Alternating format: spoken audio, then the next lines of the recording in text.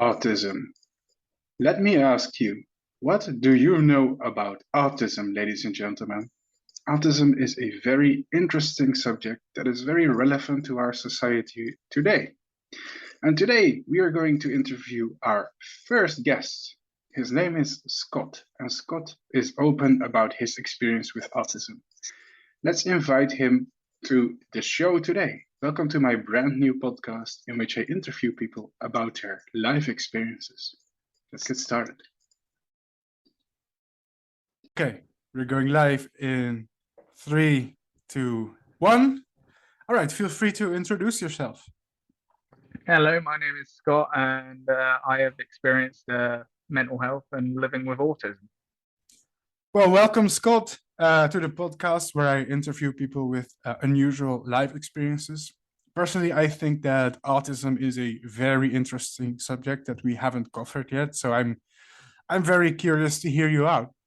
I guess we can start at the beginning. Like, at what age, I guess, did you discover this about yourself? And just, I'm also curious about your general background and like who you are as a person. And yeah. Okay. Well, really, I was always sort of a really sort of, I don't know how to describe it, but sort of someone who never really fit in at school, in preschool or secondary school or anything like that. That's a common story, unfortunately. Yeah, it's very common, but yeah, like I never fit in, and it all started like I found out about it when I was 14, when I finally got an official diagnosis for autism, and yeah, it just explained a lot for me, really. So what made you want to get a diagnosis in the first place? Is it because you felt isolated, or did you struggle with certain things? Sorry if that's a personal question to ask, but I'm curious. Ask away, but yeah, I sort of felt a little bit isolated and felt like, no one at school really understood me, or and I was bullied at the time as well, so it was something that I had to get on with, really. Well, to me, this is a relatable story. I don't know if you know, but I think that we are in the same boat. So yeah.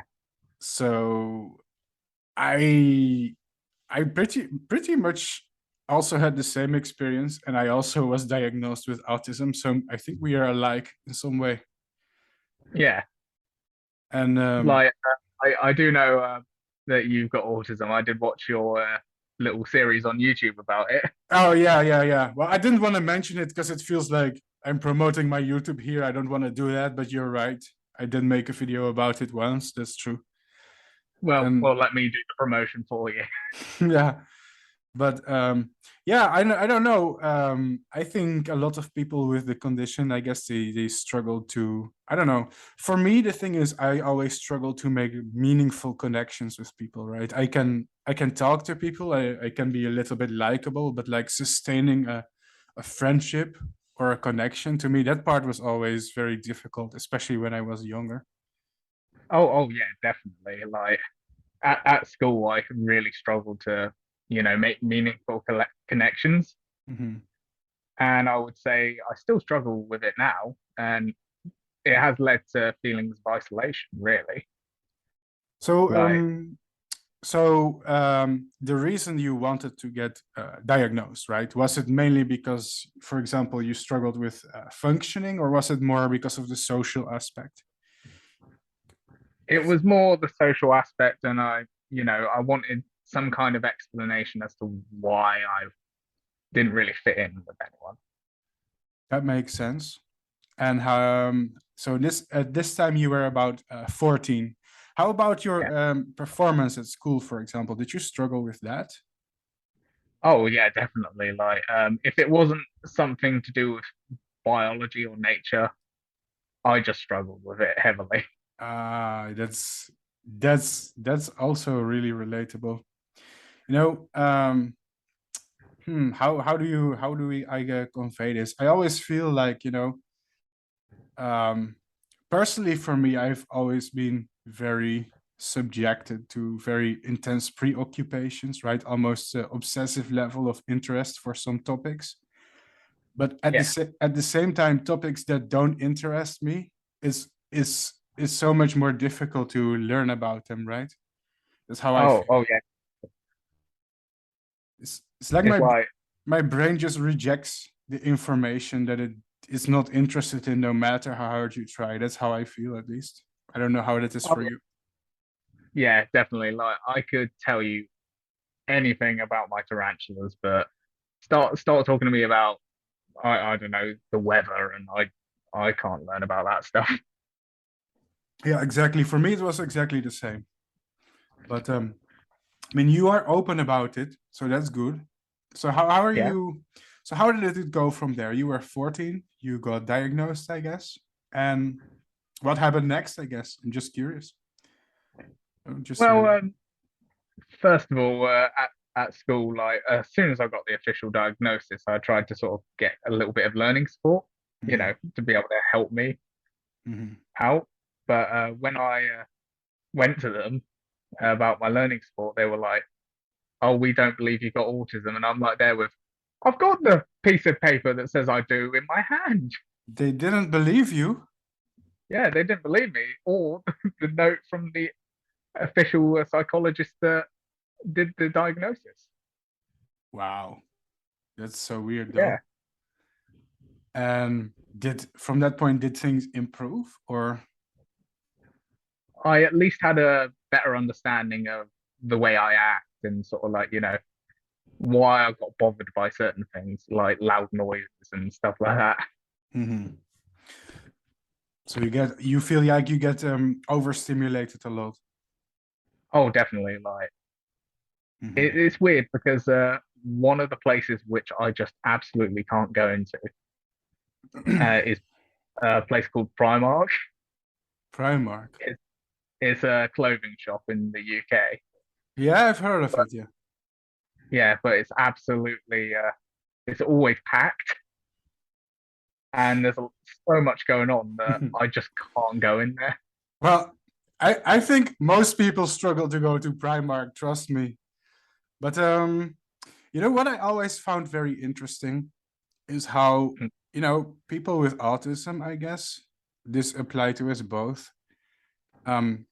We get framed as if we are people like who I guess are antisocial, which is not true, by the way, or are people that, for example, have less empathy, which is also not true.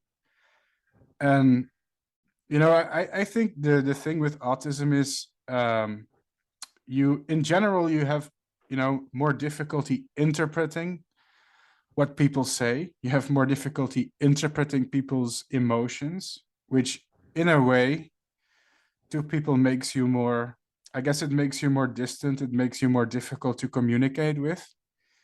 But it's not true that we don't get lonely and that we don't have empathy. That's bullshit, right? That's people just looking at the surface.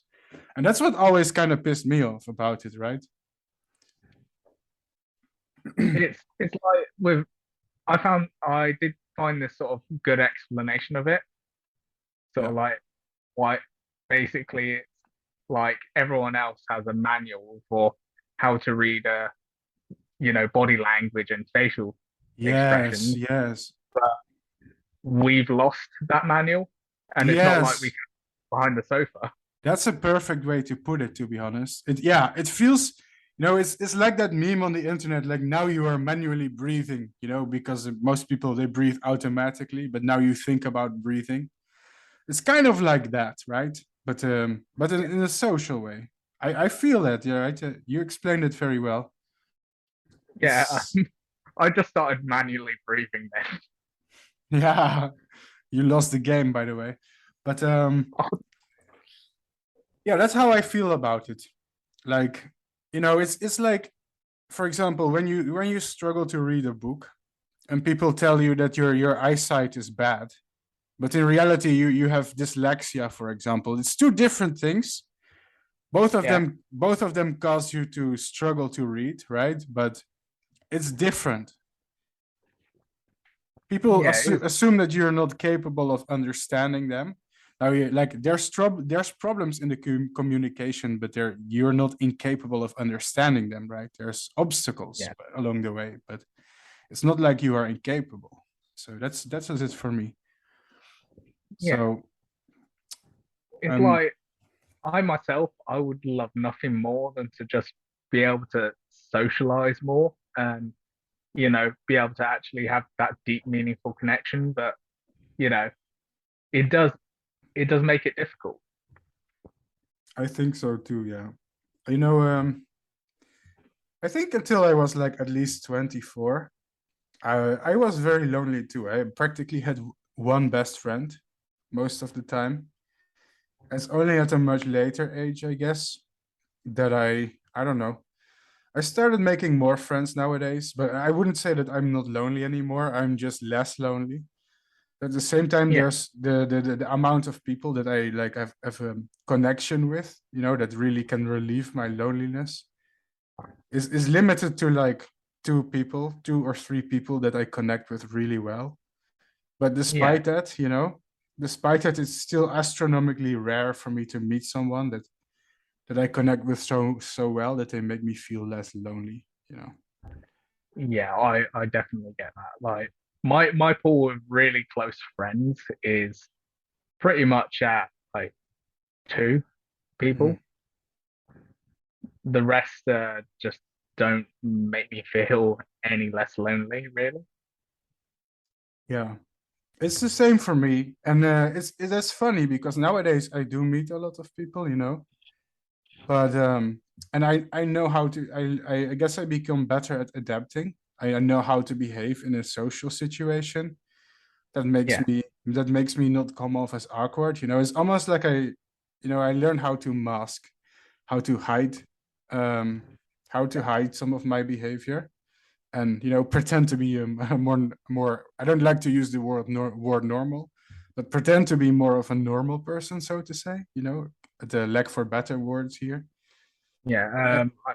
Yeah, I think a lot of people on the spectrum sort of like describe masking as, trying to act more neurotypical.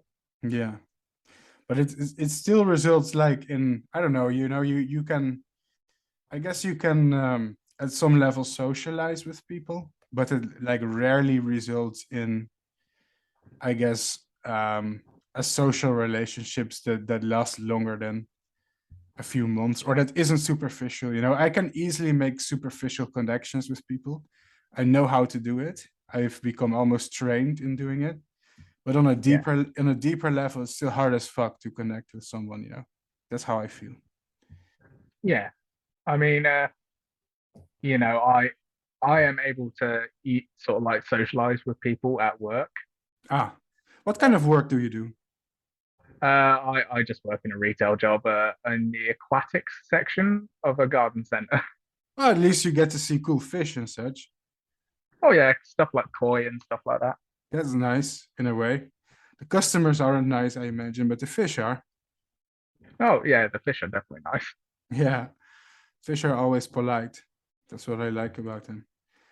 But Yeah, yeah, and I guess so. At this point, I guess you were in your teenage years, right? yeah, So going from there, what happened next? Almost sounds like we're reading a book here, like what happened next. But I'm curious. yeah. So during my teenage years, sort of like leading up to me finishing school, Mhm. I was sort of like I was planning on working my way up to university, Oh, that's but cool. I was pretty much because of my grades, I was told by a teacher, "Oh, you'll never get into uni." Really? Yeah, Hmm. Well, I don't think it's totally unreasonable to judge someone by their grades, I guess, because it is a measure of performance, but at the same time, it's also unfair to only look at grades because sometimes you have obstacles holding you back. Maybe you're capable of more if you can remove those obstacles from your life. You know what yeah. I'm saying? I mean, after that, I went on to college. So what did you want to study? And what did you study? And how did that go? So I started off college studying animal care. Oh, nice. Animal care. You know, Yeah. you're kind of similar to me in many ways. If I hear your story, you know that. Yeah. That's interesting. But so Uh, were you always interested in animals, like from a young age, or? from a young age, it was dinosaurs. I picked the classic 4-year-old interest starter pack. Mhm. So yeah, but then I started to move on to reptiles. Ah, and I think you Uh, mentioned tarantulas as well. yeah, tarantulas as well. I've currently got a few tarantulas. You know what I find funny? I notice a lot of people with autism, they tend to gravitate towards like reptiles, invertebrates, but like you rarely see them keep stuff like bunnies or kittens. It's so funny. It, I think They, it's because like they're more sort of like I hate saying this, but more unusual pets that require a lot more thought than something yeah. like a I rabbit or I feel like they are almost more relatable too, you know. They're is that weird to say? I find insects more relatable than, for example, a dog. I don't know why. it's because they're sort of viewed differently than what they actually are. Yeah, they feel in a way they feel predictable. Their behavior is predictable. And maybe that's relatable, but I feel like my behavior, at least as someone with autism in a certain way, it follows more of a strict logic, right? More than I don't know even know how to explain it, but Sort of like you got to keep that routine up. yeah, something like that. It's more I guess I would say less influenced by emotion and more by Yeah, logic without sounding presumptuous like oh, you know, I have autism and I think more rationally and logically than you normies. But it is something like that, you know, you go more of reasoning than going with your feelings many times, I think.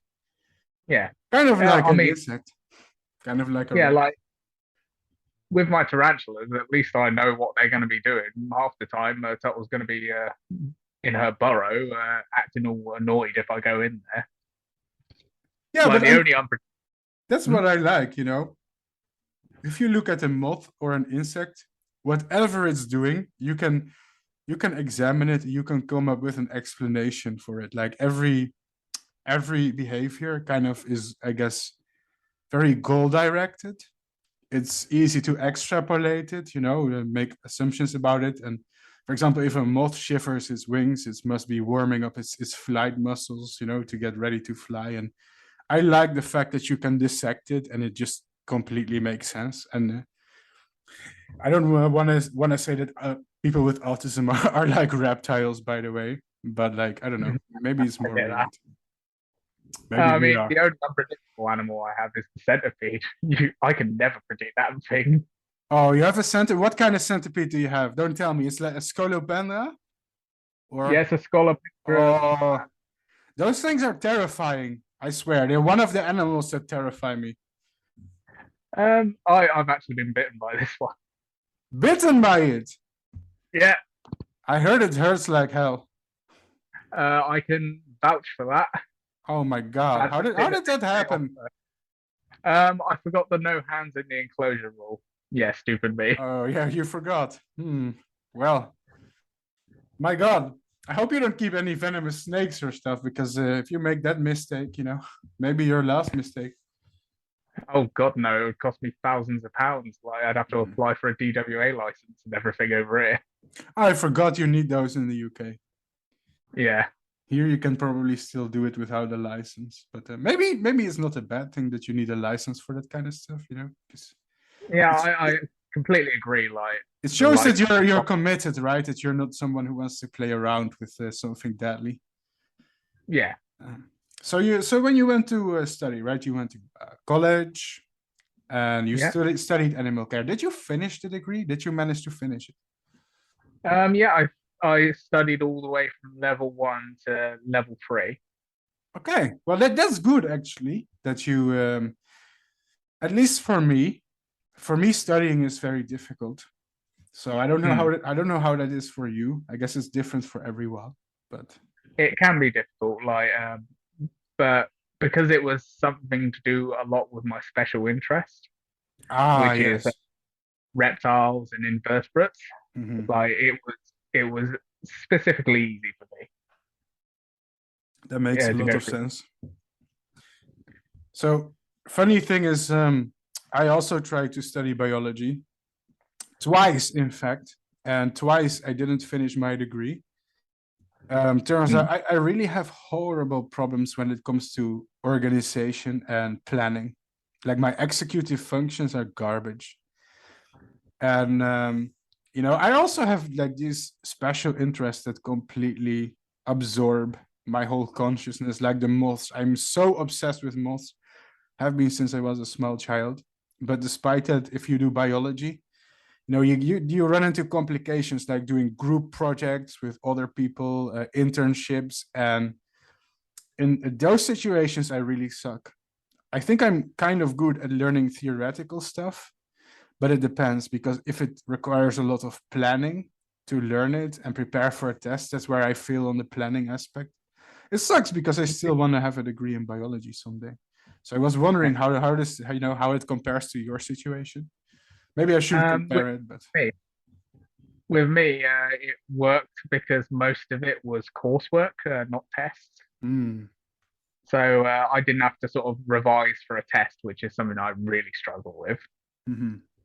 But all I had to do was write an assignment, and I didn't struggle with those, and a lot of it was also practical work. Ah. So for the current job that you do, did you require, I guess, this education? Does your work also involve you caring for animals right now? Yeah, it involves me carrying, looking after the animals that we sell.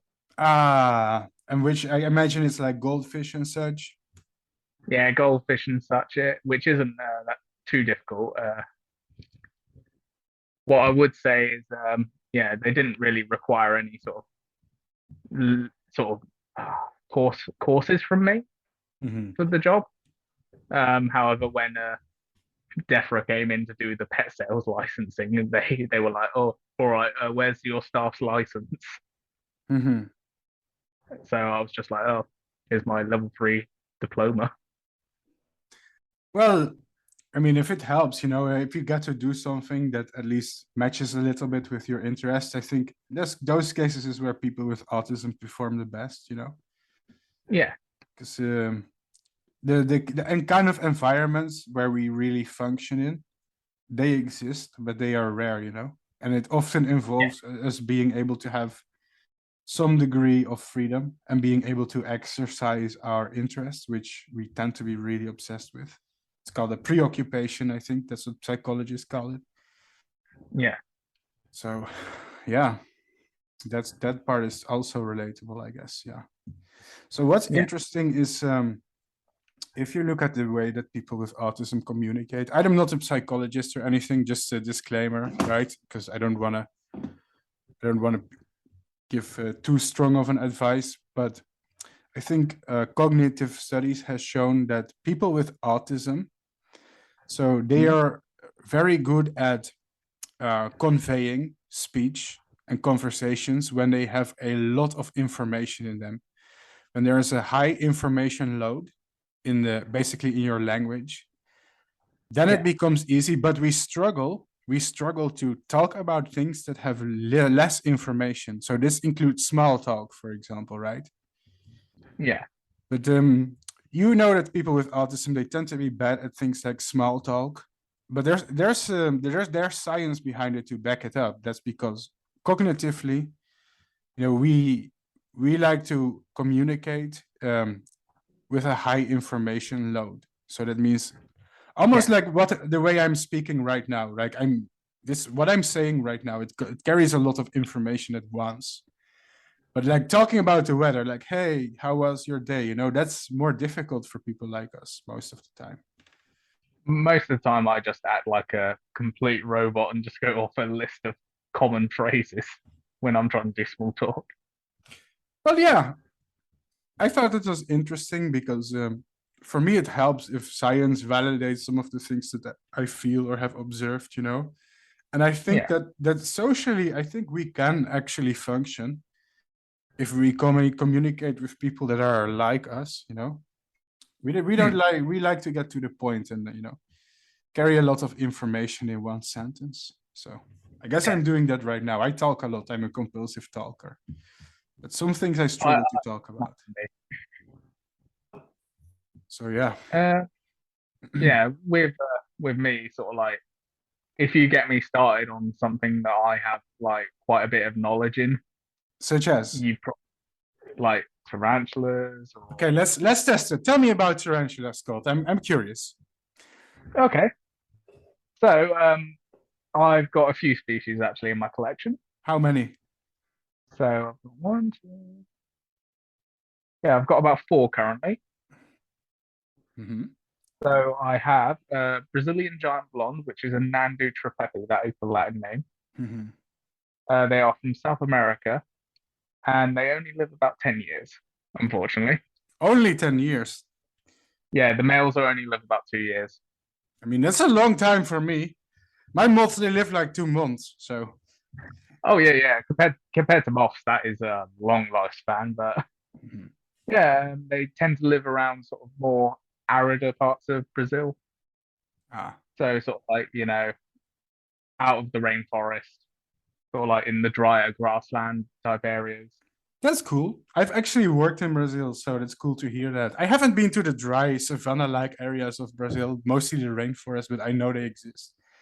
They're like these vast plains. So what made you get into tarantulas? I'm curious. And maybe this is off topic, but it's fun. I want to talk about it a little bit, you know, just to explore it. So with me, I would say I got into tarantulas when I went through a phase during my teens of having a bunch of exotic pets. Yeah. That basically me and my mum used to have a load of exotic pets ranging from snakes to lizards. We had quite a few tarantulas at the time. And even a couple piranhas. Piranhas as a pet? Yeah. Well, I guess you're lucky to be able to, you know, experiment with that. Oh yeah. Were your parents supportive of your interests? My mum's definitely been supportive of my interests. That's good. I think that's important, you know, especially at least for me. Also, you know, not also with a person who has autism himself, who has also had this special interest with moths all his life. My parents always encouraged me to indulge in it, like to the maximum. They never stopped me, and I think in hindsight, I'm very grateful for that. If my parents wouldn't have supported me, I think I would definitely be less happy and maybe less successful as well, you know. Not that I'm that successful. Some of my life is still a mess, but like I'm good at certain things, but only because I was allowed to explore the things that I like, I guess. So it's good to hear that. I guess it was the same for you in a way. Yeah. I mean, with me, my mum's always sort of told me to sort of like, you know, indulge in my special interests and sort of like get stuck into them. Yeah, you know, embrace. And yeah, like when I moved out of home later on in my life, I decided to get back into keeping exotic pets because there was a while where I didn't have any. So I guess, well, it's good for you that you didn't struggle, I guess, with the college part or functioning at work part. I know many people with autism do. For some, it's hard to make a living, you know. That's a part of it as well for some people. Did you ever run into problems like that, or do you think that part is going well for you? Oh, I've definitely run into problems with that. Like, I was all right with college, but when I went to university, Jesus Christ, that went quite a bit worse than college did. How so? Basically at college, I was getting sort of like merits distinctions, which were sort of like mid to high marks. University, at the end of it, I got a bare pass, like just about a pass. Why do you think that was? Were there any fundamental differences? There was a few more exams than there were at college, and also just the structure of it all. and it was just the fact of being away from home for the first time. Oh yeah, I imagine that's overwhelming. I guess Yeah, so it was a out of lot your comfort zone. yeah, but yeah, I went after college. I went to uni to study marine conservation. Wow, marine conservation. And how did that go for you? Um, yeah, I got a bare pass, so I'm happy that I at least passed Hmm. I mean, because I'm the it type. sounds like a complex subject. So, I mean, having a pass, it means something, right? Yeah, but yeah, most of the subjects I was all right with. It was stuff like marine meteorology and stuff like that that I struggled Marine with. my meteorology. So like Yeah, so the moon phases or what? Or yeah, sort of moon phases, the waves, and oh, stuff like wow. that, and also marine geology. So I you mean, know, the sheer fact that you went through that and still got a pass, that's something, I think. That's definitely worth something. yeah, like with I think with our first year we were allowed to fail one unit, and I found out that the one unit I did fail Mhm. wasn't marine meteorology, and I was like, hang on, Hmm. hold up. That's understandable. And after you passed, I guess, do you still want to pursue any career related to that, I guess? I've sort of like since college, since I started working with fish a bit more, I've been sort of gaining an appreciation for them, and I kind of wanted to be an aquarist. That's very nice.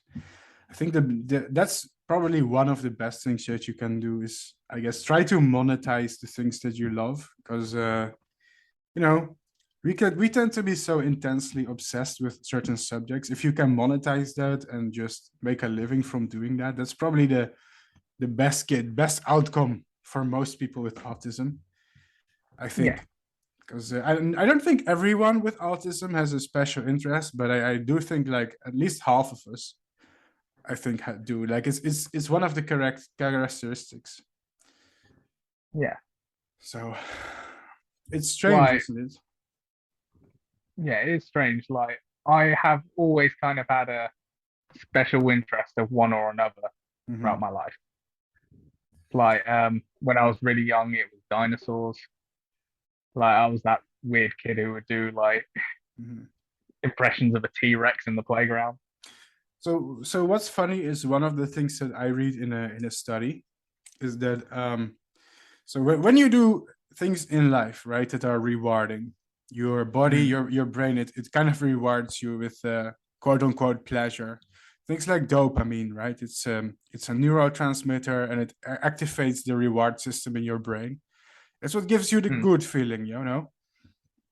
yeah, So it turns out that everything that you do in life, it has a reward value.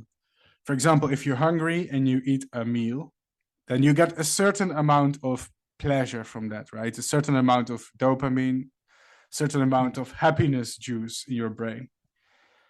Um, and everything you do has a different value. For example, I'm pretty sure, like, for example, winning the lottery, it gives you more pleasure than eating a good meal, right? That makes sense. It makes you happier. It gives you more of a rush. But well, you can buy more meals. yeah, well, for example, but what turns out is that with people with autism, these reward values are fundamentally different for many activities that we do than for normal people. So, and here's the catch. So, I don't like to use the word normal people. I really shouldn't use that language, but okay. I'm Dutch, language barrier. Let's call them neurotypical people, people without Mm, autism. So if people who are neurotypical or at least don't have autism, when they talk to each other, when they have a positive social experience, right? Then yeah, they get a certain amount of pleasure from that, a certain amount of happiness, a certain amount of dopamine. So it yeah, turns out that with people with autism, the pleasure, the reward that we get from that is lower, right? Is lower. So that means if you and me are talking, we're having a nice conversation, right? Like we're doing right now, and yeah, you're enjoying it. the level of enjoyment that you get from that is actually lower than it would be from a person who doesn't have autism. And I think that's interesting because that explains many of the things that we do, right? Because if you enjoy social interaction more, you're going to pursue it more. You're going to want to be good at it more. You're going to have more stimulation, more experience. But we don't. We enjoy it less, and therefore we are less good at it because we are less motivated to pursue it, and we are less experienced for that reason. Yeah. And also our hobbies, our interests, they give us more pleasure than it would for a person without autism, for a neurotypical person. So Yeah. Also, I think we have to make a new Zoom call for a second because this one is ending. Okay. So small interruption. Be right back, folks. And recording in 3, 2, 1. Hello, everyone. We are back. Sorry for the interruption. So we are using the free version of Zoom, which means every 40 minutes we have a small interruption because the limit is 40 minutes if you're using the free version. It should be okay. Let's get back to Scott. We were talking about autism and special interests, I guess, and studying at college. So where did we leave off, Scott? Where should we continue? Okay. So I think we left the story off basically me going to uni and sort of my aspiration to become an aquarist. Oh, yeah. So what did you think about the story that I told you about the different reward values, right? What do you think about that? Because I like this topic. I study it a little bit. Yeah, well, it's good to know oneself, and I find it really interesting actually how the brain rewards dopamine for different activities. Yeah, but the thing is, being, the things that you enjoy the most in life, they tend to become the things that you are naturally good at, right? If you enjoy something, you want to become good at it and you want to practice it, right? Yeah. So the thing about us is like being social in general is just less rewarding to us. So we tend to pursue it less and become, I guess, usually less successful at it. So that's interesting to me. Yeah. So, But yeah, I would say for me, I I do quite like to socialize when there's a special connection with someone. mhm, But if it's not a special connection, I won't go out of my way to do it. mhm. I think I'm kind of the same, yeah, when it comes to that. So what about the people that you do have a connection with, for example? You mentioned that you do have a few people that you can connect with well, right? Yeah. So I've got my friend Brad. Mhm. Yeah, I've known him since college, Ah, and yeah, he's been a good friend to me all these years. mhm. And yeah, he's always sort of been there for me, and I can actually just talk to him about anything and just say what's on my mind, and he won't judge me for it. And do you think that there's anything that separates the people that you can connect with well from the general population, I guess? Do you think that there's something to them that makes them different?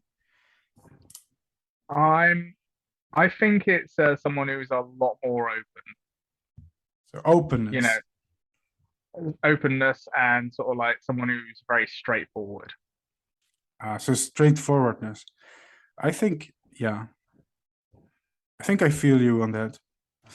I do think one of the things that makes social interactions, always more difficult is, I don't know, people, they tend to obfuscate their feelings and communicate them indirectly. They use things like passive aggression or hints. And Yeah. if those things, they fly over your head, you're gonna have miscommunication. So I Yeah, think it's that like makes. that. Like that's why dating is so hard when you're autistic because like I cannot tell when someone's flirting with me. So maybe that's personal, but I'm wondering, like, how did that go for you? Have you tried that before, or? Relationships. I've been in a few relationships. None have really sort of worked out or gone beyond the 2 year mark. Ah, So are you comfortable telling about the ones that you did experience? Because I'm just curious. I don't want to dig too deep, but I think it's interesting. Yeah, I'm comfortable talking about it. So yeah, like the first relationship only lasted 6 months. That was back in college, and I didn't really know sort of like the ins and outs of relationships back then. Mhm. So, I didn't know how someone should be treating me and like stuff like that. Mhm. And yeah, it wasn't the best time, to be honest. Okay. Yeah, The thing is, again, I think I've also had a similar experience to that myself. I'm thinking of a way how to explain that to people who may be listening, I guess. Um, yeah, I think in general, just the communication part is really difficult, just yeah, finding people who are relatable in the first place. And so for what's interesting is when it comes to like dating and relationships, for me, I'm 29, right? And yeah, I've been so far in my life, I've been in one relationship. That's the only relationship that I've had so far in my life. And it lasted about 7 months. That's it. That's my whole experience with relationships. And I hope you do you mind if I mean I don't want to talk too much about myself, but maybe. Oh, I mean, it's interesting to hear the perspective from somebody else with autism. Yeah. So one thing that's interesting is I've definitely been in love in my life several times, but for me to fall in love, it seems to be extraordinarily rare. And when it does happen, I guess I'm almost 30 years old and I've really been in love 3 times in my life. I think that's not much, right? Is Yeah, it? It's not much. I And mean, I think a good amount. yeah, well, I think for the average person, it's more, isn't it? I believe for the average person, it's a bit more. It's sort of like, Yeah. maybe 6 or 7 times by the age of 29, 30. So what's interesting is that each of those times I pretty much got rejected. Um, so I don't want to come off as like I don't think I'm bitter about it. Um, um, it's it's hard to convey how it feels, but the thing is, I don't necessarily feel lonely because Mm. thing is I don't think I've really experienced like mutual love with someone. Like Yeah, there's been women who, by the way, were in love with me, but I didn't like them in return. And mm. I've been in love with women who didn't like me in return, right? So it's it always it's always a little bit one-sided. And it feels like the kind of people who are romantically interested in me are not the kind of people that I am romantically interested in return. Yeah, And at the same time, the kind of person that I am romantically interested in are not the kind of people who would be interested in me. So there's a strange disconnect here. I'm not exactly sure. It's complex, isn't it? It's complex. yeah. It's a very complex thing. At the same time, I don't feel lonely because when you say, "Oh well, I've never experienced love," people think, "Wow, that's depressing. That sounds sad. That sounds lonely." I don't experience it as such. Well, how would you know if you haven't properly experienced it? Yeah, exactly. I would almost compare it like smoking cigarettes, right? If you've never smoked a cigarette in your life, you're not going to crave a cigarette, right? So if you never experienced, I think at least mutual romantic interest, you're not going to. I don't think. I mean, I guess some people crave it, but for me, I feel like I'm curious about it, but I also don't feel lonely or like it's something fundamental that I am missing. I am curious about how it feels though, but at the same time, for me, it's like, if you've never done heroin, for example, it sounds a bit like a stretch, but if you've never done heroin, you're not going to think, man, I want to do some heroin. I wish I had some. No, you never experienced it. You never know what it feels like. So you're not craving it. That's how it feels like for me. Yeah, like for me, I would say I've only been in sort of like proper mutual sort of love type thing once. Mm-hmm. Like You get, I look back and I realized that sort of like the other relationships I had been in before that, mm-hmm. they weren't proper sort of like Mm-hmm. I don't know how to describe it, but you know, the last one I was in, that was like Mm-hmm. that felt more emotional and more true. That's good. Well, it's good that you got to experience that, I guess. Yeah. Even though maybe it didn't last, Sometimes it doesn't have to last in order to be a good experience, I guess. But yeah, it's complex.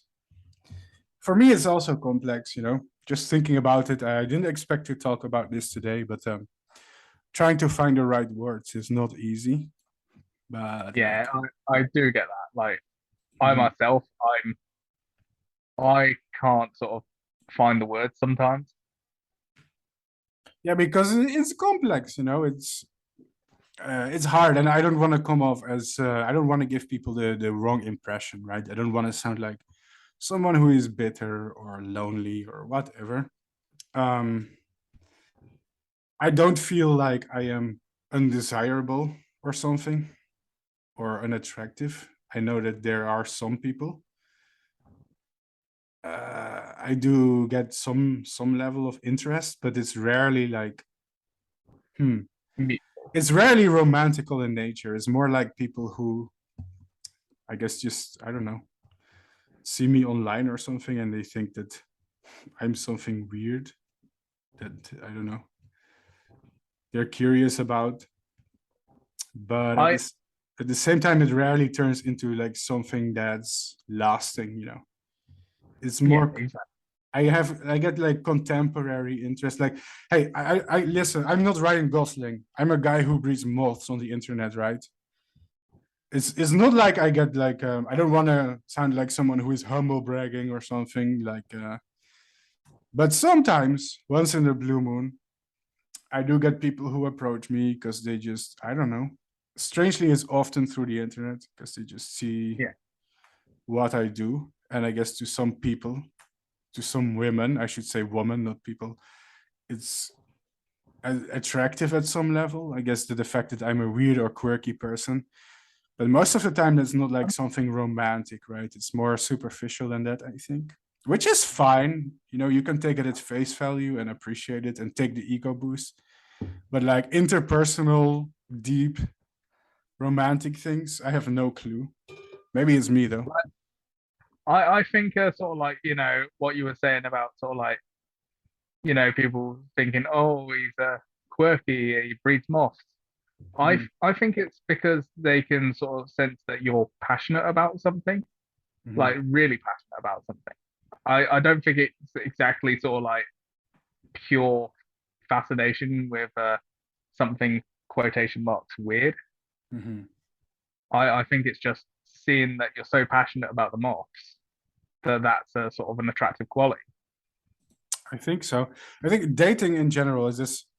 That's a weird thing. To be honest, it's not. I rarely talk about it. On some level, I feel almost embarrassed talking about it, I guess. But at the same time, hey, you are out here sharing personal things. So if I do it in return, maybe that's fair, right?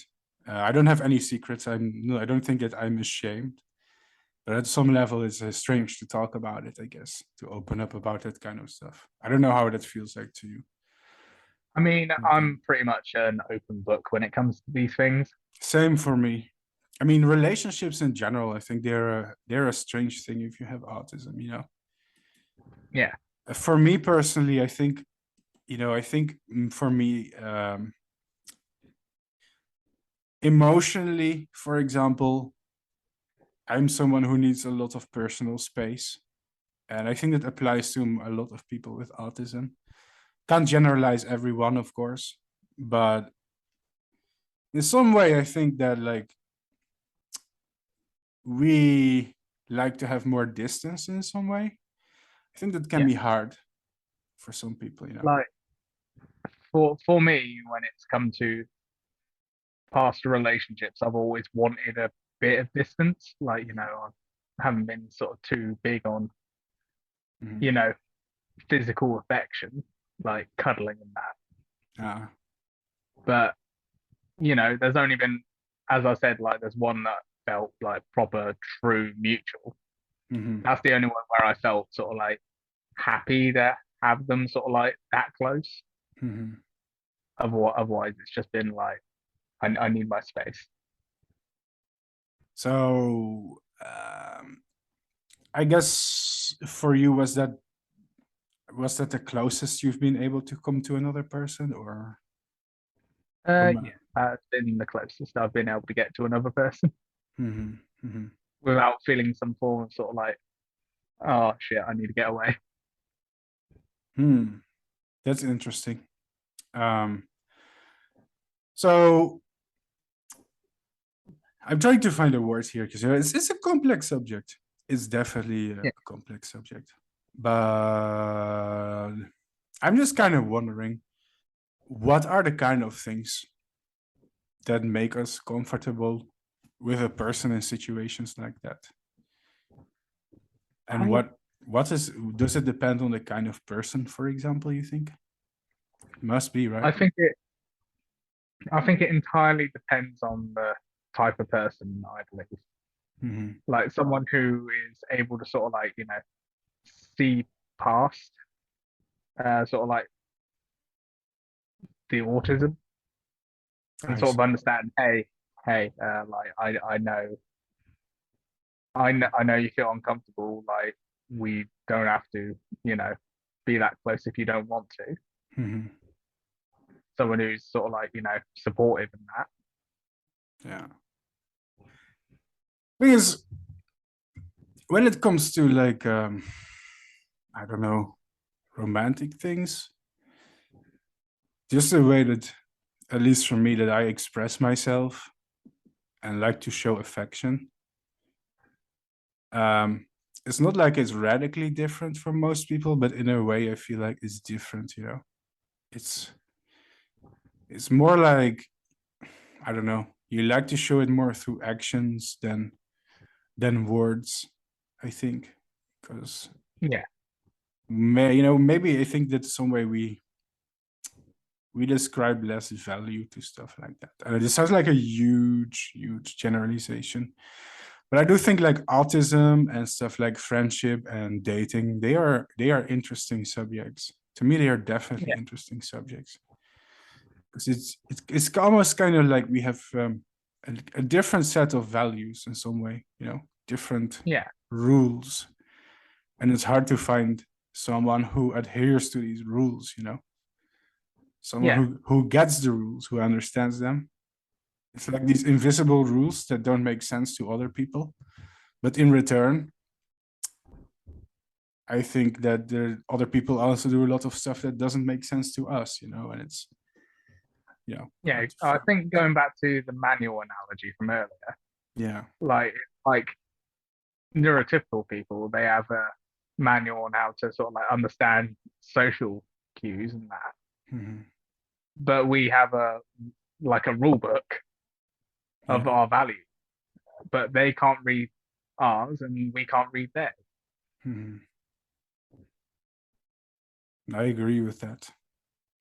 So, in your current situation, um, I don't know your current situation, by the way. You're talking about past experiences, right? Yeah, Mhm.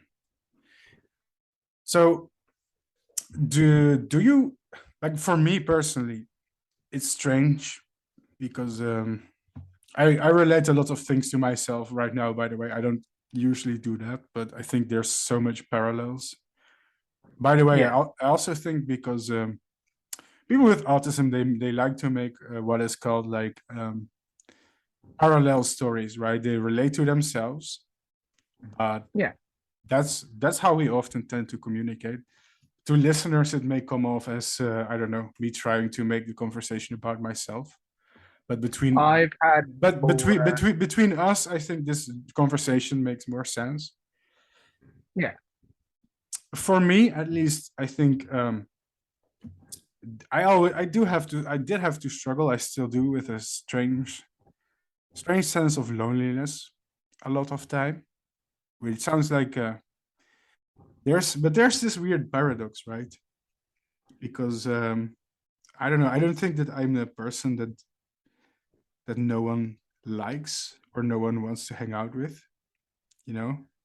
But at the Yeah. same time, it's more this weird fundamental level of loneliness where you, even when you're around people, you still feel misunderstood, right? I think that's what it comes down to.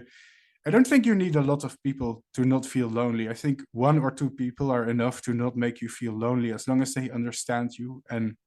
But it's the misunderstood part. That's the central theme of my life. Like, people, they don't understand you. They feel unrelatable.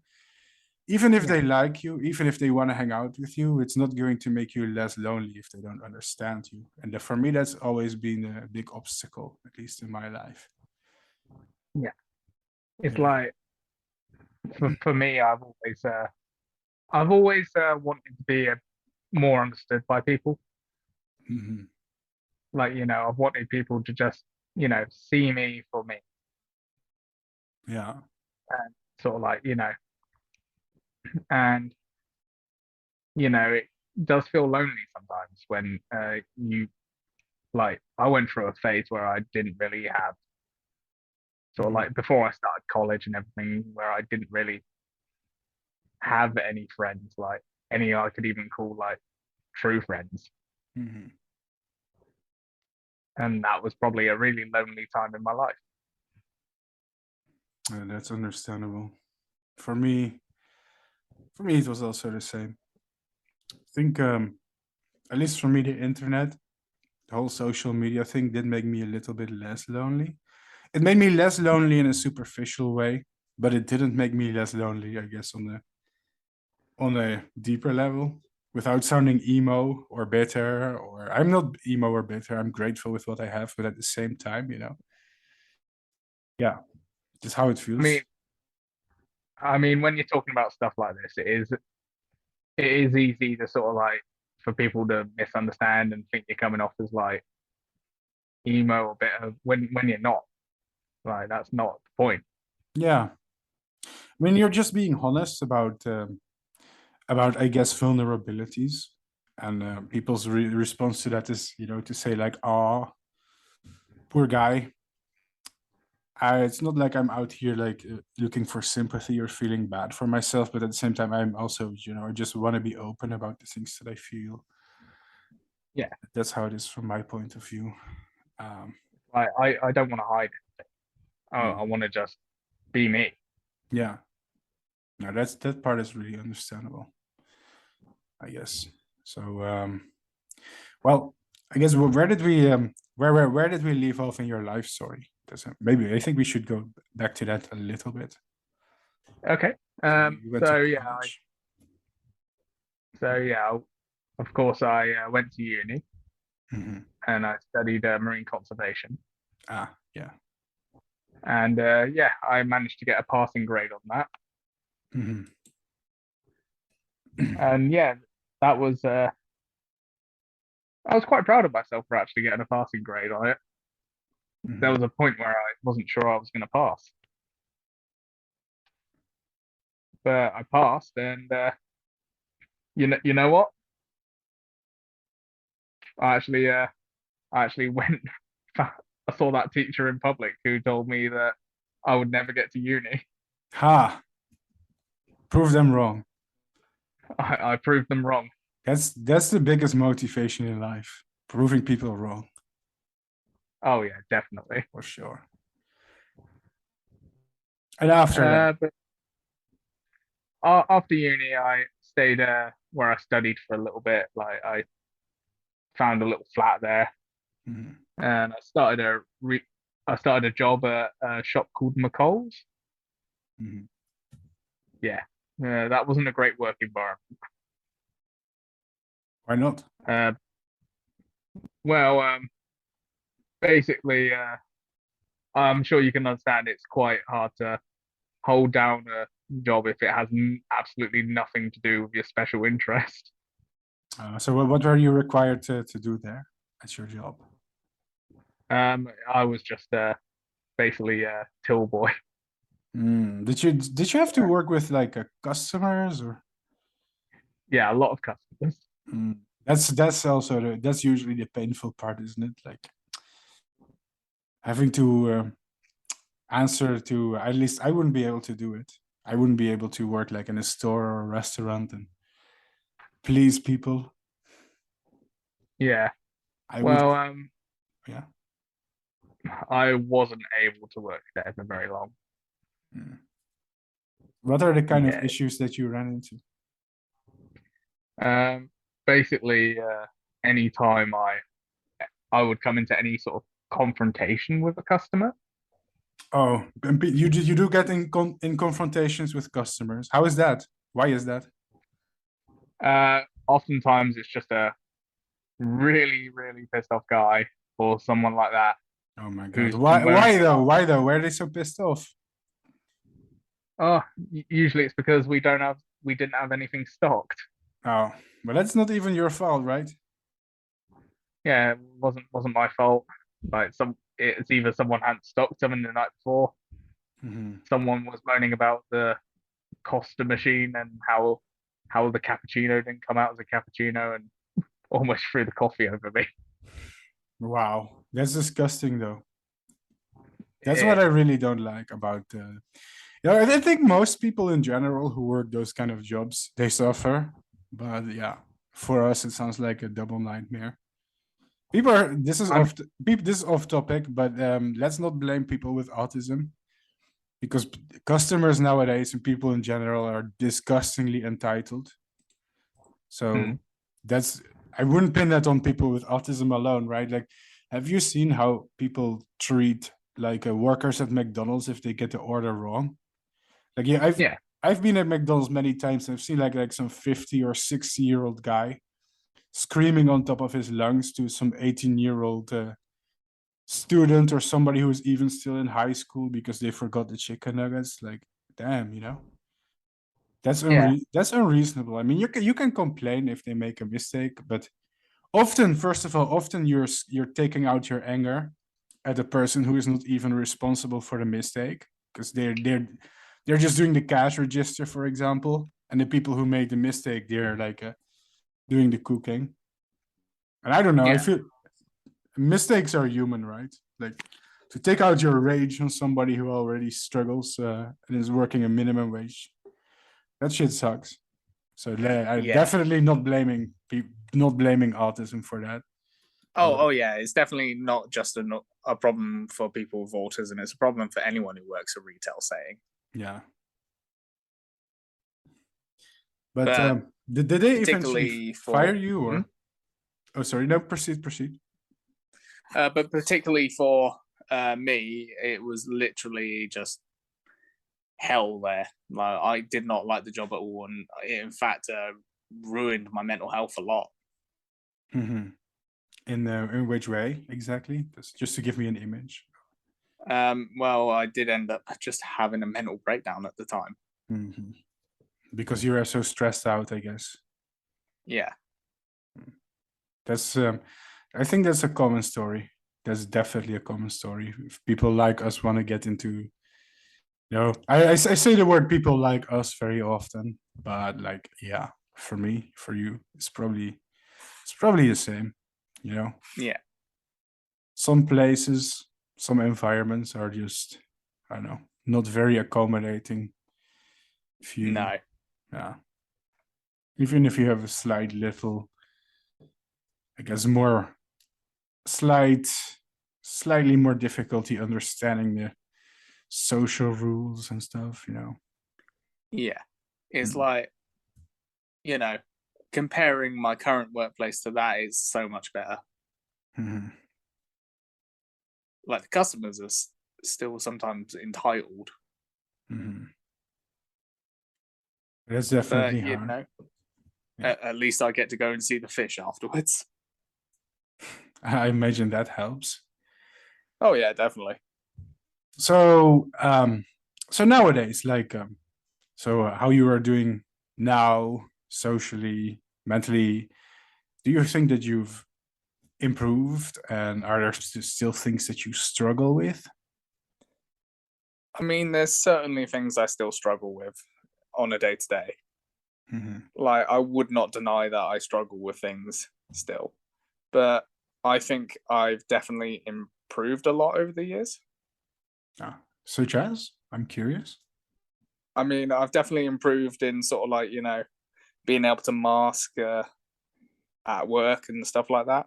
And also just improved in actual, being able to socialize with people. So, in which way, I guess, did you improve that, and how? Well, I probably wouldn't have gotten anywhere without the help of my mum, who actually taught me a lot on how to, properly socialize. Yeah, that's the weird thing though, because when you're young, nobody actually explains to you some of that stuff, right? Yeah. You're supposed to figure it out on your own. But how? How are you supposed to figure it out if nobody tells you? Yeah, exactly. Like, if people aren't clear with me, I don't get something. Now, then the thing about, I think, about just being able to function socially, a lot of it, I think, it comes down also to trial and error, right? Yeah. So when you are young, you talk to your peers, you talk to people who are the same age as you. You make mistakes, you do maybe embarrassing things, and you learn from that. You adapt. Trial and error, and slowly but surely, socially, you become more competent. Now, one of the problems, I think, is, first of all, I think people with autism in general, they tend to get excluded a little bit more from social situations from a young age, right? Yeah. And because of that, you're already missing out on a lot of vital, crucial trial and error. Because this trial and error is important, right? If you want to get to a point where you become socially more competent, you need to make a lot of mistakes first to be able to become good at something. But you're not even allowed to make mistakes if you get excluded in the first place. So even from that alone, the development, I guess it tends to falter a little bit behind compared to our peers, because we just get less practice. And Definitely. On top of that, we need more practice than the average person to be able to become good at socializing and communication. So for somebody who needs more practice to become good at it, who actually receives less practice because you often tend to be excluded, I think that tends to catch up with you, when you age, when you're in your 20s or your 30s, and people, they assume that you are just incapable of functioning socially, incapable of communicating. But in reality, you just weren't allowed to practice. You weren't allowed to figure out the rules because nobody is spelling them out for you. Nobody is teaching you. You're supposed to figure it out on your own, while it's already harder for you. Yeah, and it gets framed as this total inability, which I disagree with. It's not a total disability.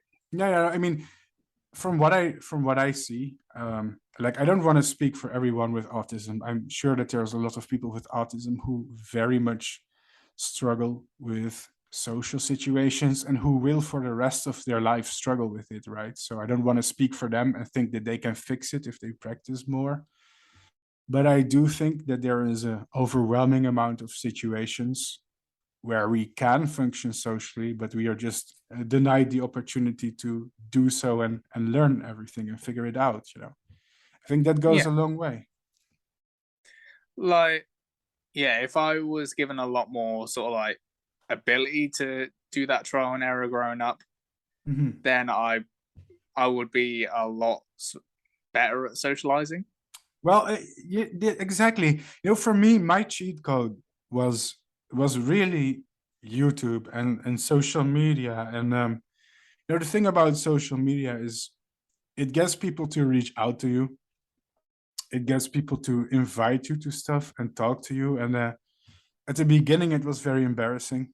I made a lot of mistakes too. I was 24, 25. I basically had one best friend. That was my whole social life. But people keep contacting you. They keep talking to you. You get invited to places. Maybe you even travel. You make embarrassing mistakes. But like slowly over time, you fall down, you get up, you become better at it. And now I'm at a point where I feel like this conversation, for example, I mean, I'm talking sort of smoothly right now. If it sounds like I'm complimenting myself here. Maybe I am, but I had to come a long way to come to this point right now where I'm able just to, be able to hold a conversation that just doesn't have awkward silences or derail. And, yeah. Yeah. And yeah, I've had to have a lot of, practice and being able to have that type of conversation as well. Mm-hmm. Yeah. It's like with this whole conversation thing, Mm-hmm. it's like you need practice at it. But yeah, because you're autistic, growing up, a really common thing to happen is you get excluded from groups. Yeah. For me, I guess it comes down to, getting an extraordinary amount of practice. I was almost like I was, forced to some way, because social media does that to you. Just, when swarms of people talk to you, often you just become, even if you suck at it, you're kind of forced to become better at it just because of the sheer amount of practice. And I think that's, if I didn't get that, I think in some way, like the whole social media thing, if that didn't happen, I would have been in my 30s, very lonely and still really struggling to talk to people and open up to them in general. I always really struggle to talk about feelings and open up about things that hurt me or bother me. Took me a long time, just to be able to address those things. And I don't know. I'm grateful. I think if there's people listening with autism, I'm not saying everyone can do the same, because severity, it depends on the individual. But I think there's a lot of people who can get to the point where they are able to be a little bit more confident and extroverted if they are able to find an environment where they are allowed to express themselves and talk and be taken seriously. That's what I think. It's like, I can't deny the power and impact that social media has had on my life. It's allowed me to practice my socialization, and it's allowed me to do a lot. Mm-hmm. Like, joining groups with like-minded people has allowed me to feel a lot less lonely. Have you made a lot of friends through the internet? Yeah, I've made a few friends from the internet. Like a few friends from entomemology and other groups like that. Entomemology. Yeah. I won't get started on that. Not yet, maybe. But I figured like half of the people I know are either from there or from YouTube. But yeah, that's nice though. That's the good thing about internet. Before the internet, I imagine it would be even more difficult to find like-minded people. Like if you're into stuff like bugs and whatnot. Oh yeah, definitely. It would, like, if we were, back in the 80s. Yeah. Like that would be rough. Yeah, and I mean, not that everyone has to have the same interests, to be able to be your friend, but it helps if you can just find communities, I guess. It tends to have similar people in them. Yeah. So yeah, that helps. Oh, I see, by the way, we have to quickly make a new call. Do you mind? Oh, I don't mind. Yeah, it's the same interruption. So Be right back, ladies and gentlemen. We have to Be make right a new back. meet. Testing. Is it working? Hello. And we are back. Sorry for the interruption. Remind me, where did we leave off? Where did we leave off? What were we talking about again? I believe we were talking about ooh, what is it? You know, I can't remember. Talking something about social media. Oh yeah, and how about I guess be more experienced socially when you have to deal with autism, etc., etc. Yeah, yeah. Oh yeah, I remember. I know it's a complex question. I also feel like maybe I shouldn't generalize it too much, because the thing with autism in general is that everybody's case is so wildly different, Yeah, like everyone has a different case each Yeah. time. I don't want to be Dr. Phil, telling people what to do because I don't have the answers to life, No. That's just what worked for me, I guess, in my situation. So yeah. I'm sharing what's worked for me as well. Like, Mhm. if I didn't have my mum, probably wouldn't have been as comfortable to socialize as I am currently. Mhm. So how did that help you? How did that change? She definitely taught me sort of like do's and don'ts about having a conversation. Mhm. She definitely taught me social no-nos. Yeah, that's understandable, I guess. Funny thing is that that's not the kind of stuff that we learn at school because I guess it comes naturally to most people.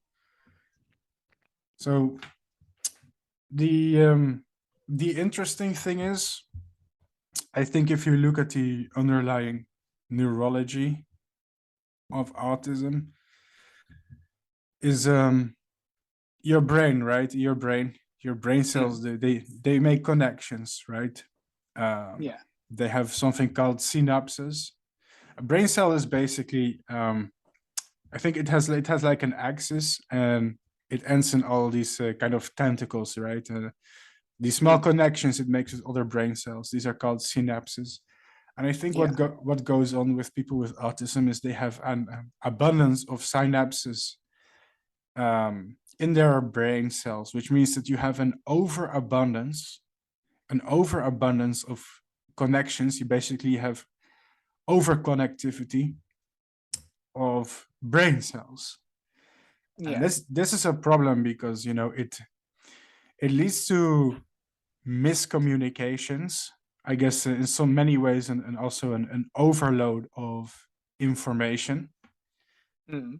And what's interesting is that it also leads to for example, when you think about something, when you talk about something, when you perform a task, your brain has to retrieve information. And by doing that, it makes connections. It makes a pathway in your brain through which it retrieves information. Yeah. And what's interesting is these connections are more persistent in people with autism. And what that means is that our thoughts, our behaviors are more persistent and we struggle more to switch between them. We struggle more to switch from one behavior to a new behavior. So what that means, we kind of have more repetitive behaviors because it's kind of like a computer. A computer has different programs. You have Google, you have Word, whatever programs you use on your computer. We're using Zoom right now. Yeah. And if my computer, for example, if it had autism, maybe that sounds silly, but it would struggle to switch between Internet Explorer, and Zoom or Word. It has more issues switching between programs. So that's I guess the neuroanatomy of autism, but I guess it explains why we like things that we are familiar with in some way. Because I find when I perform a new task or something like that, it's incredibly stressful if I don't know what I'm doing. Mhm. I guess old behavior, it just persists more. And I guess doing things that we are already doing, that we are familiar with, it becomes easier. But at the same Yeah. time, the overconnectivity, what's also interesting is there are certain, well, I would almost call them advantages to it, because turns out that with people with autism, there are stronger connections between some parts of your brain than, for example, when you talk, right? When you use speech, or when you try to calculate something, when you try to do maths, for a lot of tasks that we do in daily life, we use different parts of our brain that are dedicated to doing those things. Yeah. But those brain parts also have to coordinate, and they can communicate with each other. But when there is an overconnectivity, for example, if you have autism, then you get very unusual connections in your brain that sometimes also allow you to think in certain ways, to make connections that are unusual. And for example, you get people who are like, you know, the stereotype of the autistic savant person, like some people with autism. Yeah. Yeah, some people with autism, not all of them, by the way, it's important to stress this, but some of us can have Yeah, I very, don't like that overgeneralization. yeah, exactly. I mean, it's insulting to people who don't have that to assume that they have like super talents, right? When you're really just struggling. So that's kind of an insulting assumption to make. Yeah. But in some ways, and for many people with autism, it allows us to make connections in our brain that a lot of other people wouldn't be able to make, or certain associations. And that's why some people with autism are able to, you know, see patterns or become very good at certain tasks that normal people, well, I'm saying normal people again, that neurotypical people struggle with. So Yeah. that's interesting, that I think. So I'm not sure how that It- applies to me or you, but like in general, you see different patterns, right? It's like, yeah, for instance, at my job, I sometimes can see things like that other people can't. Like, I notice things we could possibly do that nobody else has thought of. Mhm. Mhm. And Such I a, find that really interesting, that why hasn't anyone thought of this before? well, yeah, I think it's helpful to you know, to think about that, because I think it explains how, I guess, sometimes our worldview or the way that we do things deviates from the norm, because you are, I guess, sometimes part of your brains neurologically and cognitively are involved when you do certain tasks that usually should not be involved, but because there's this overconnectivity, they Yeah. may be. So yeah. But yeah, is there any sort of like stereotype about autism that you absolutely don't like at all? Well, one of the things that I don't like is the stereotype that we don't have empathy. That's one that I kind of hate, because it's one that I used to believe. You know, you get told by people, "Oh, you have less empathy." You know, there are mental conditions that give you less empathy. It exists. Yeah. I think one is like sociopathy, maybe, or even to some extent psychopathy, Yeah. which are serious conditions, by the way. But at the same time, getting told that you have less empathy when that's not the case, in some way, that's dehumanizing, right? Yeah. Like Yeah, I have sort of like experienced that myself, yeah, being told, "Oh, you have less empathy than, you know, a neurotypical person," and I'm just like, but I do feel empathy.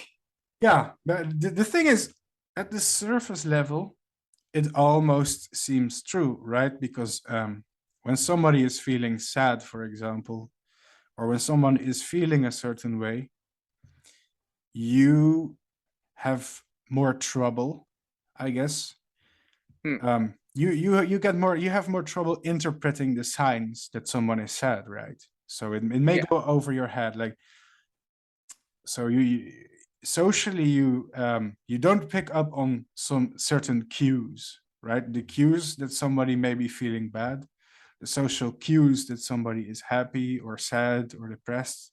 You miss these cues, and so you misunderstand, and so sometimes you fail to, I guess, respond to them in an appropriate way because there is a miscommunication. But that doesn't mean that the moment that you realize that someone is suffering, that you would feel empathy for them. It's just you don't realize that the person that's suffering is suffering because they didn't make it's less obvious to you. But fundamentally, if it was obvious to you, you would feel empathy for them, you know? It's a different kind of miscommunication, in my opinion, and that's important to stress, right? And I think it also might come off as a lack of empathy to somebody who doesn't have autism. Exactly. Because when we're trying to display sort of empathy ourselves, one thing we might do is relate it to a similar situation we've been through. Yeah, that's what we tend to do. We do tend to relate a lot back to ourselves. But yeah, that's kind of like the dyslexia analogy that I like to use, right? It's like when you struggle to read a text and somebody tells you, well, there's something wrong with your eyes. Your eyesight is bad, right? You're not able to read the words. So in reality, your eyes are fine. You just, for example, have dyslexia. You just have a trouble interpreting language. And both of these conditions, they lead you to struggle to read a text. But on a fundamental level, it's different, right? It's two different things that at the surface level look the same. But if you have dyslexia, you don't want to be told that there's something wrong with your eyes and that you have to wear glasses. Well, that's not necessary. You're getting the wrong treatment.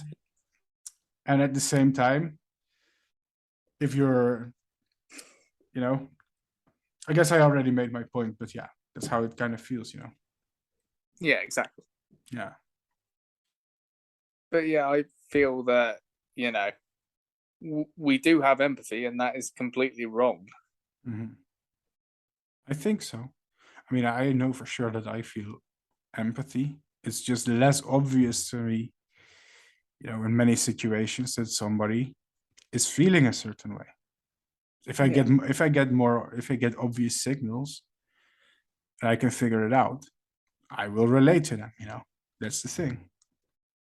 So that's one stereotype that always kind of annoyed me, I guess, for me. Yeah. For me, as you mentioned before, the savant stereotype. Oh, yeah. Like, I am no savant. And, you know, to be sort of like said, you know, all autistic people are savants and they're really, really, really either good at maths or something like that, or they have a super power in a certain subject. It comes off interesting. So a lot of people, they have a conception of how autism affects your intelligence, right? Don't you think? Yeah. There's one group of people that thinks that it essentially makes you dumber, and there's a group that thinks it makes you smarter. Both of them are wrong. So do you, by the way, this sounds off topic, but it isn't.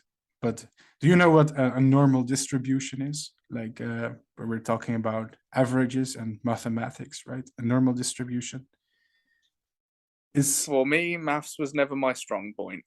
It's a normal distribution is basically how something is divided statistically over a bell curve. Now this sounds a little bit off topic, but there's something interesting going on with autism and intelligence, because what you see with people with autism is that there is an inverted bell curve, an inverted normal distribution.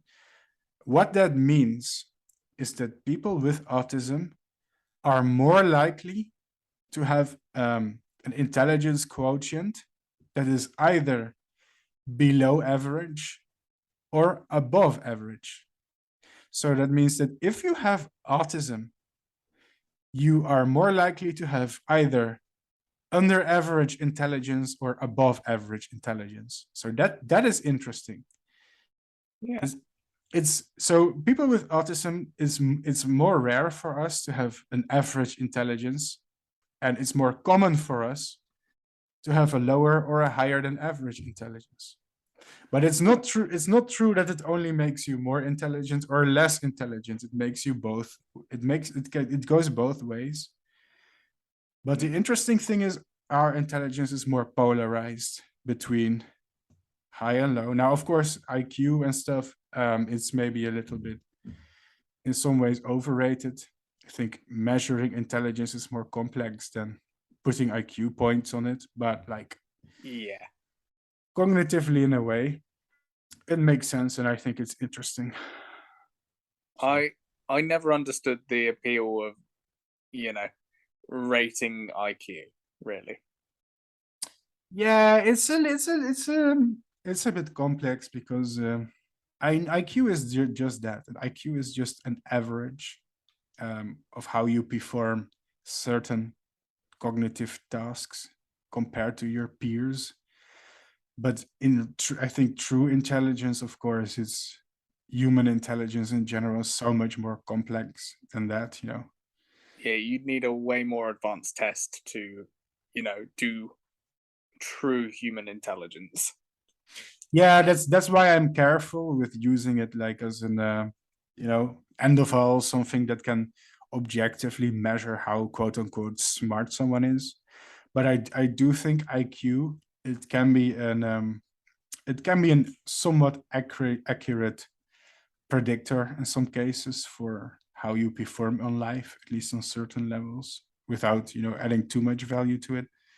But the science on how autism affects intelligence to me is very interesting, because I do think it's true that there is we tend to be on the extreme, right? We tend to be compared to the neurotypical person, we are more likely to be far below average or far above average in intelligence.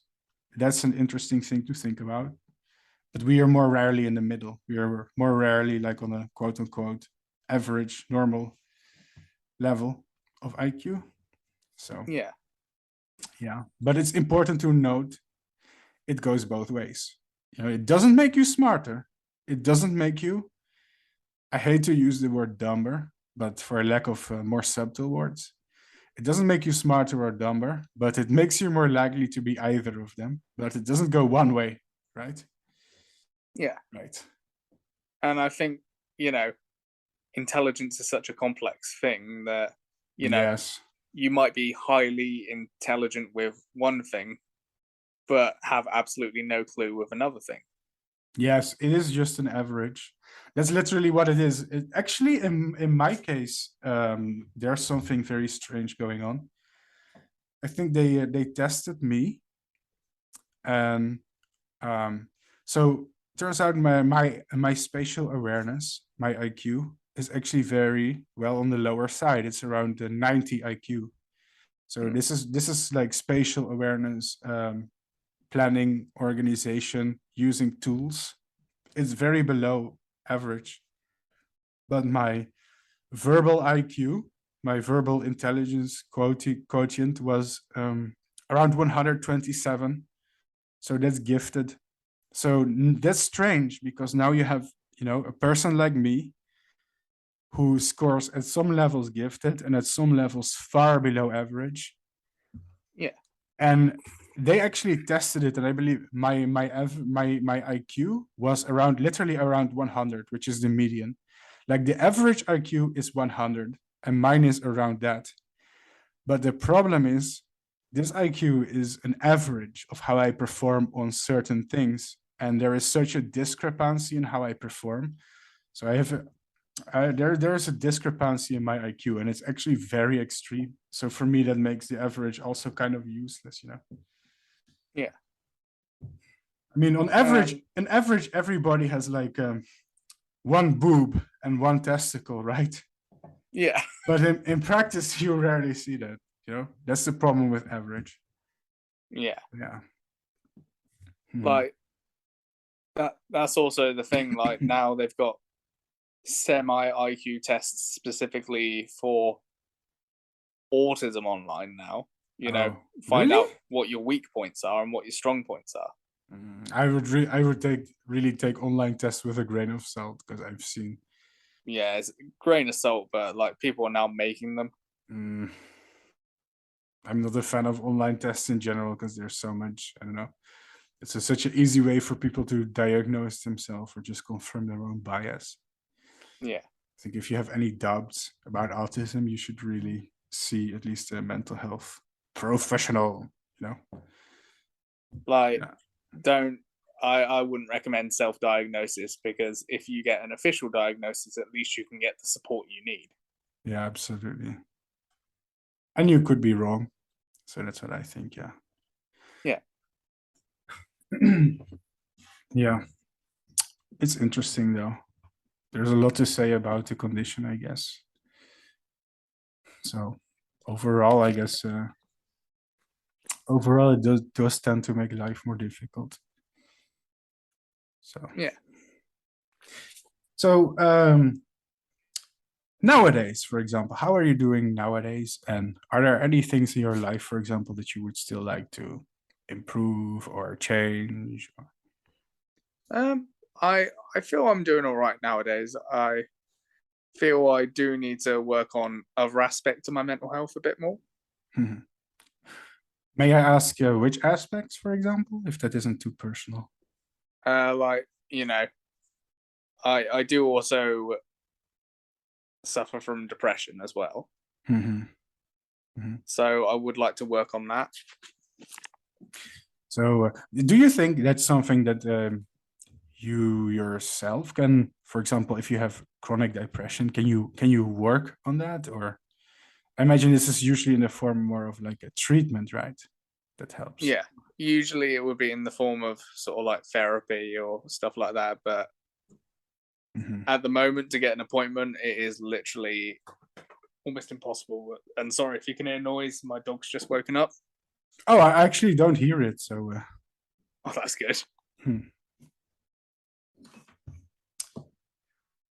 Well, depression too is a very complex thing, because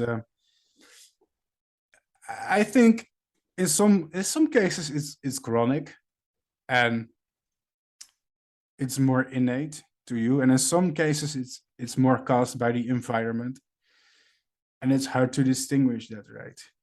Like I think both require different treatment, because if it's your circumstances making you depressed, it takes a different approach than if you're diagnosed with like a depressive disorder, which is, I think, a chronic disorder that requires permanent treatment to cope with it. So that's two very separate things. So like with me myself, sort of like I've always kind of had a little bit of it. Like, yeah. And don't worry, it's not self-diagnosed. I have actually gotten a professional on it. Well, I imagine it often goes hand in hand with autism, I think. Yeah. I mean, yeah, I believe I read a paper about it once. Yeah. Sort of linking correlation and causation of depression and autism. Yeah, I feel like maybe it's more like a nature versus nurture kind of thing. And with autism, the nurture part can be more difficult, like your environment, your life experiences. I don't think there's like, I don't know if there's a genetic correlation, by the way. Maybe it changes.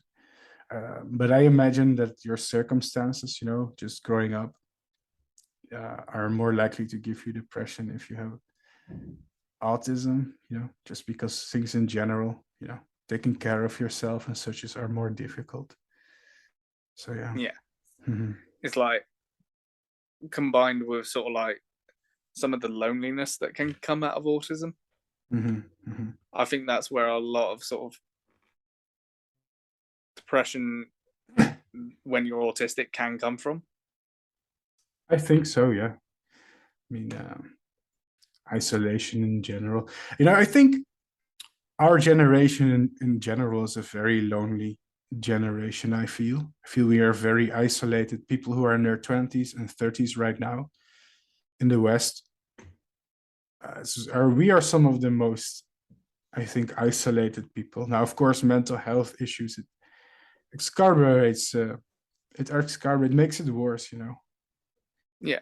But I do think like, a lot of people who even don't have autism, they can relate to it. And yeah, I guess for us, it's even more of a struggle then. Yeah. Mm-hmm. It's like with, we were talking about social media earlier and how it was a greater connection, but also in some ways it does make us even more lonelier. Yeah. If it becomes a substitute for real life interaction, I can see that. I can see that, And I do notice a lot of people do use it as a substitute. Yes. Yeah, for sure. I think to some extent it includes me. Absolutely. That does make it more difficult. So yeah. Let me think. Yeah, they are the difficult questions for sure, but trying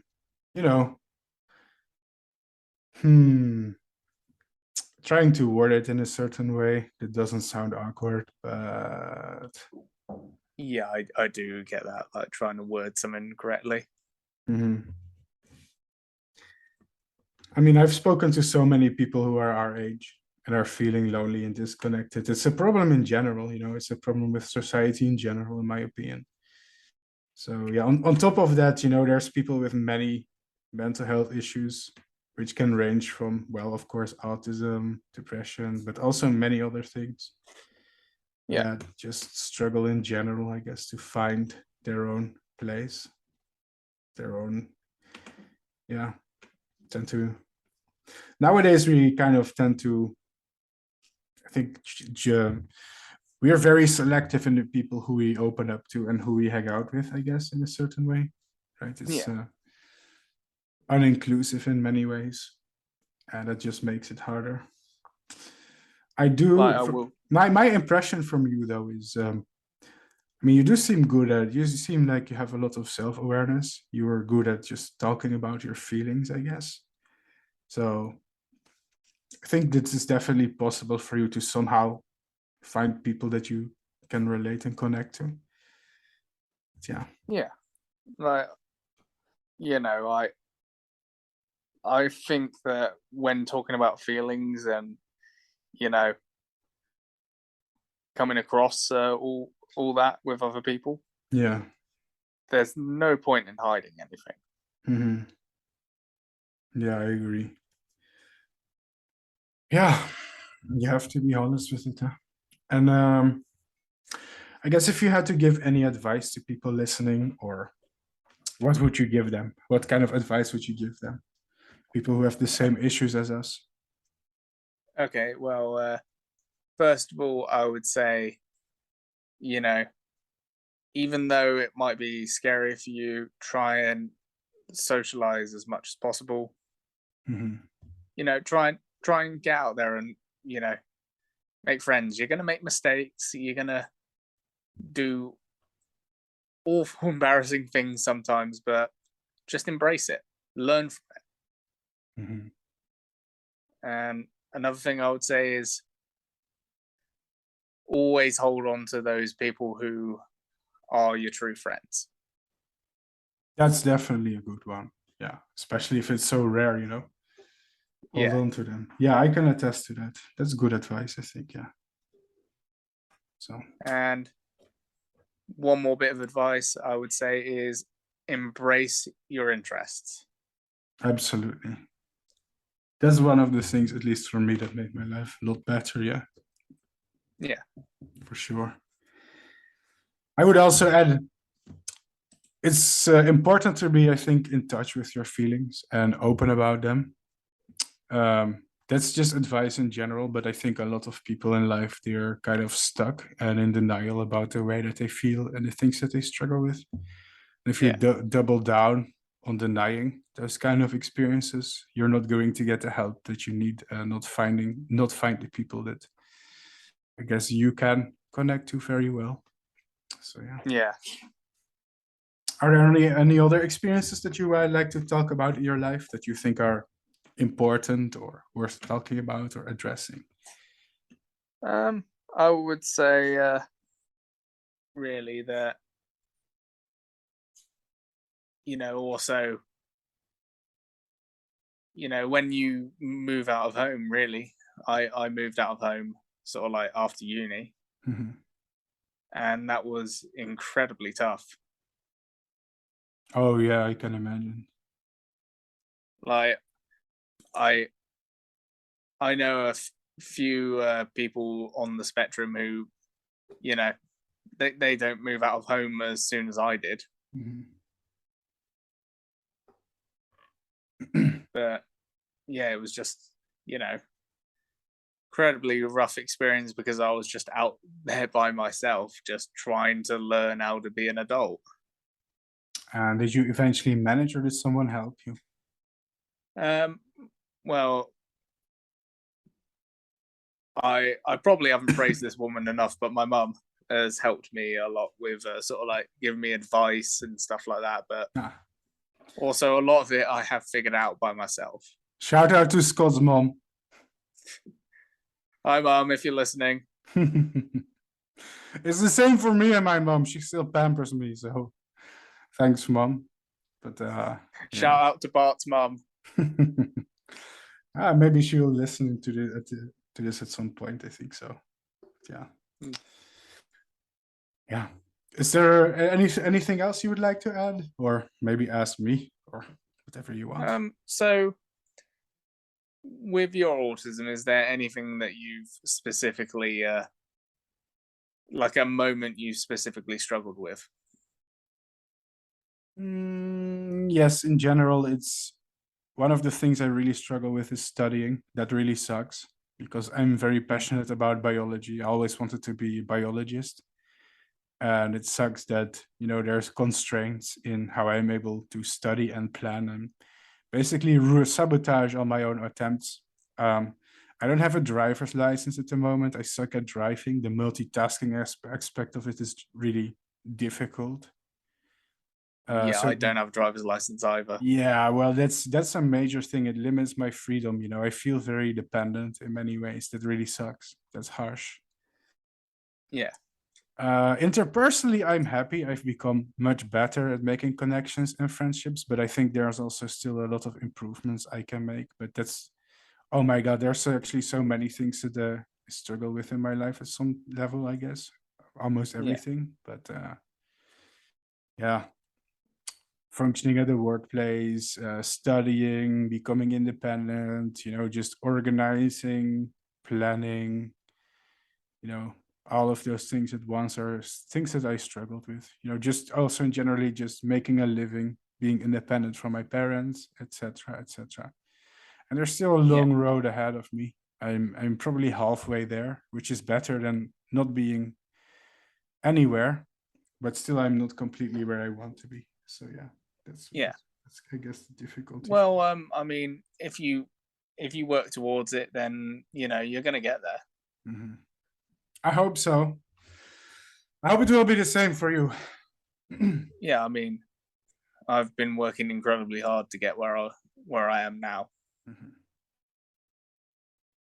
Well, the good thing is that the first step is recognizing your flaws, I guess, and you seem very far in that. Like for people with autism to be able to point out, where there's friction, where there's issues. I don't think all of us can do that. So that's worth something. From there you get improvement. Yeah. So yeah, that's interesting. So, anything else you would like to add? I would like to just say that, you know, while autism hasn't exactly been the best time, it does come with a lot of benefits. Benefits. Yeah, like the special interests, you know. That's true. They are intense, right? There are a source of happiness that most people don't have. That's true. Oh yeah, Yeah. I definitely wouldn't be half as happy if I didn't have the tarantulas and the inverts. In some way, it kind of gives you a purpose to life that a lot of people struggle to find, I guess. That's maybe I haven't thought about it, but I think that's a gift. You're right. Yeah, A lot of people just live for the sake of living, you know, just for the sake of sustaining. Whoa, not to sound condescending here, but let's be honest. Lots of people, they think like, what's the meaning of all of this? You know, it's nice if you have something that you live for, a purpose, something to pursue. Like you have your moths and I have my tarantulas. Yeah, I agree. You're right. That's a gift. Absolutely. Yeah. What else would you say is a positive side of autism? It's hard to say. Because it's hard to generalize, I guess, but I would say from your experience. I feel like maybe there's less of a desire, at least to conform in some way. We're maybe more immune to that, and I think that's a good thing because, you know, we tend to do our own thing instead of trying to fit in, and I think that sometimes it can be relieving. I think. Yeah. For sure. So yeah. What do you think? Is there anything you would like to discuss, or do you think we've been through everything? I think we've been through everything. I think so too. If I am reading the room, it's like, yeah, we've been talking for a long time. So we did. Yeah, it's been a very long time, but we've talked about a lot during this time. Time went by really fast. Oh, I see. We have 2.5 minutes left, by the way. So. Okay. On that note, would you like to end it? Yeah. Let's end this podcast. I would say thank you, Scott, for being my guest and being open about the things that you experienced. From what I can tell, you're an intelligent dude. You know your interests. You know the stuff that makes you happy. So for me, it took years to get to that point. Maybe for you as well. And I can only see things going better for you in the future, I guess, going forward from where we are today. Well, yeah. Thank you for having me on your podcast, Bart. Thank you for participating, Scott. And bye, everyone. Thanks for listening. Ciao, ciao, ciao. All right. See you later. Bye-bye. Ladies and gentlemen, this was Bart Coppens. And today I had my first guest with autism. I hope I did a good job of interviewing him. Thank you, Scott, if you are listening to this. Thank you for being on my podcast, and thank you for being so open. You definitely seem like a very self-aware person who is trying to work around his condition, and I could relate to many of your stories. This was Bart Coppens on the Rhodopneuma podcast. Wow, I can't believe this is already episode number 3. This is going pretty smoothly. If you are listening to this and you enjoy the show, feel free to reach out to me. I am looking for people who have interesting and unusual life experiences that are worth talking about. These life experiences can be either very dark, but they don't have to be. They can also be lighthearted. I've had people reach out to me with mental health struggles and abuse. However, you're also welcome to talk about lighthearted things, such as I won the lottery, which is also an interesting and unusual life experience.